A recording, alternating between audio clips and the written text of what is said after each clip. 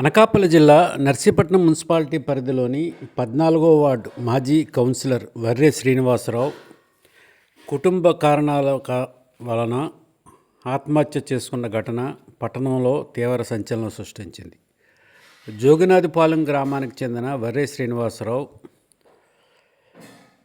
గతంలో వైసీపీ తరపున వార్డు కౌన్సిలర్గా గెలుపొంది ప్రస్తుతం జనసేన పార్టీలో కొనసాగుతున్నారు.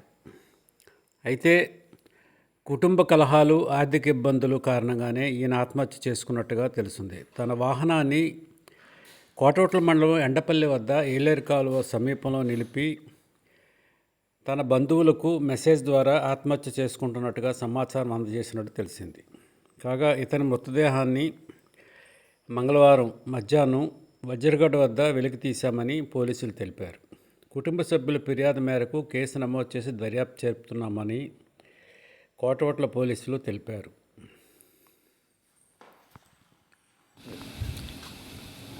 శ్రీనివాసరావు అనేటువంటి వ్యక్తి మంచి వ్యక్తి, ఆర్థికంగా కూడా బలమైన వ్యక్తే. ఆయన కోసం మన పరిసర ప్రాంతాల్లో అందరికీ తెలిసిన వ్యక్తే.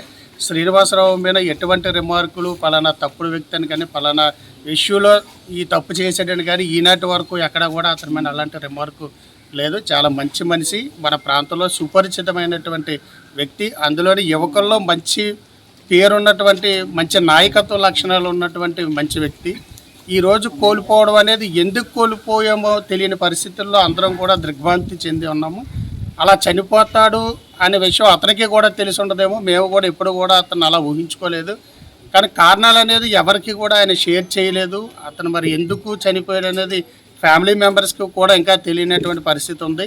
అలాగే ఆయన తాలూకా ఏవైతే మరి పరికరాలు ఏమైనా చూస్తే ఎక్కడైనా ఏమైనా రాసి పెట్టుండి అలాంటివి ఏమైనా ఉంటే తెలియాలేమో. కానీ ఇప్పుడు వరకు అతను ఎందుకు చచ్చిపోయాడు, ఎలా చచ్చిపోయాడు, ఏంటి కారణాలు అయితే మాత్రం ఎవరికి తెలియనటువంటి పరిస్థితి.